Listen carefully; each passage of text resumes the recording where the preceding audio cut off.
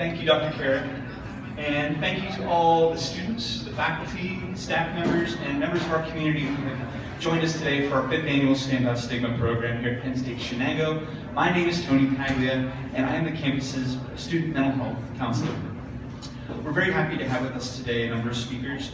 Penn State Shenango alum from the HDFS program, Mr. Jack Luchetti, Ms. Fern Torog from Community Counseling Center, and our keynote speaker, Dr. Jamie Marriage.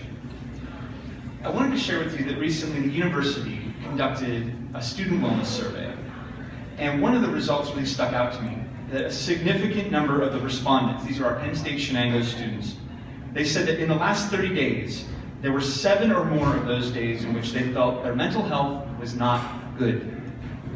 That's a lot of days of mentally not feeling well for a lot of students. When we talk about mental health, we might be talking about a chronic lifelong condition, but we also might be talking about your basic emotional health. If mental health had a common cold, it might be taking the form of stress, anxiety, maybe even some depression. So we talk about the word stigma. Stigma is something that causes embarrassment, shame, and humiliation. And mental health stigma particularly can be like a monster that can take many shapes. For some, stigma can take the form of prejudice from others, maybe causing people to feel that if someone knew how I felt, they'd treat me differently or think poorly of me. For others, stigma can be something that we inflict on ourselves. As in, if I acknowledge that I'm going through a tough time and I try to seek help, does it mean that I'm weak? The short answer to that question is a very firm no. However, we live in a culture where sometimes others assume that mental health is self-inflicted, that it's something people should just have the ability to stop or snap out of, that we should be able to just simply cheer up or calm down. Anyone who's struggled with anxiety or depression knows that, unfortunately, no, you can't just stop it. If they could, they would. The trouble is that the stigma surrounding mental health often keeps people silent and suffering in fear and in isolation. When that happens, rather than alleviating someone's symptoms, the silence can actually make things worse. So the goal of our Stand Out Stigma program is to encourage people to speak out and speak up about mental health. The idea is that when we shine a light on mental health, we realize that we're not alone, that help is available, and that positive change is possible. So I appeal to everyone who's sitting here today in 2 ways. 1, if you're not already doing so, please begin thinking of mental health care as health care.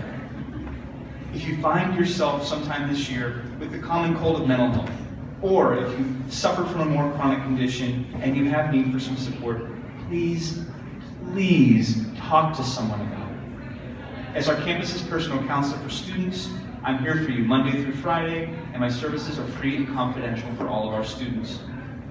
If you don't want to talk to a counselor at the campus, that's fine. If you need resources, give me a call. I can give you information about other services that are available in the community. So that's one. My second appeal to you is this. If you know someone who tells you that they are struggling with their mental health, please support them. Please listen to them. If it's a student here at the campus, you can be a friend to them by walking them to my office, sitting with us as we begin talking.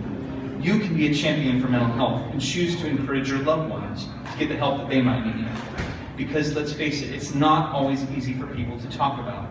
But the research is very clear that the majority of people who seek help are able to recover.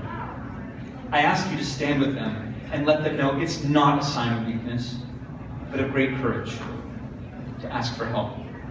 Don't shame them. Don't tell them to suck it up. Stigma will thrive only as long as it lives inside each one of us. And if we can each stop it within ourselves, we can overcome it in our culture. So those are the 2 things that I appeal to you to do today. I hope you'll think about those things as we move on to our other speakers. And at this time, I'd like to hand things over to Ms. Fern Torog from Community Counseling Center.